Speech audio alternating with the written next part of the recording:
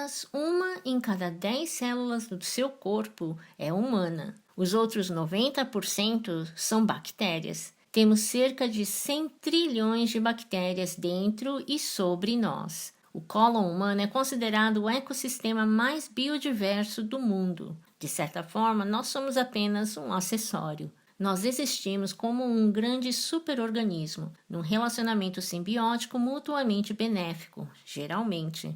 Em conjunto, as nossas bactérias intestinais pesam tanto quanto um dos nossos rins e são tão metabolicamente ativas quanto o nosso fígado. Afetam o nosso sistema imunológico, como descoberto em 2009, que se você der probióticos para as crianças, elas não adoecem com tanta frequência. As nossas bactérias intestinais afetam o nosso equilíbrio hormonal e podem afetar o nosso balanço energético também.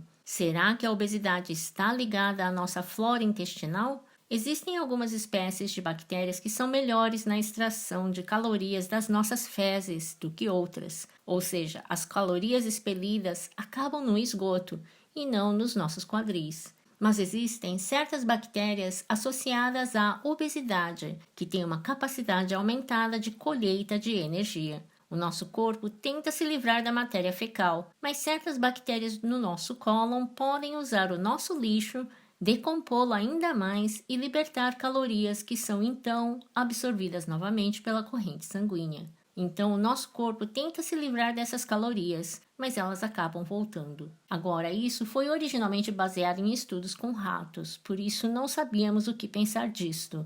Mas, finalmente, em 2010, tivemos alguns dados humanos. E, de fato, o tipo de bactérias no nosso intestino está relacionado com o peso corporal e o ganho de peso. Isso deixou alguns pesquisadores na Áustria curiosos. Talvez uma das razões pelas quais os vegetarianos são muito mais magros em média é porque as suas dietas estimulam mais as bactérias magras em vez do tipo obeso. E é exatamente isso que foi concluído. Recolheram um monte de amostras fecais de vegetarianos, tiraram as impressões digitais de DNA e as compararam com as fezes de onívoros, e encontraram significativamente mais bactérias do tipo magro, sugerindo uma menor capacidade de ganho de energia a partir de alimentos vegetarianos. O quanto menor? Talvez 2% da ingestão calórica diária.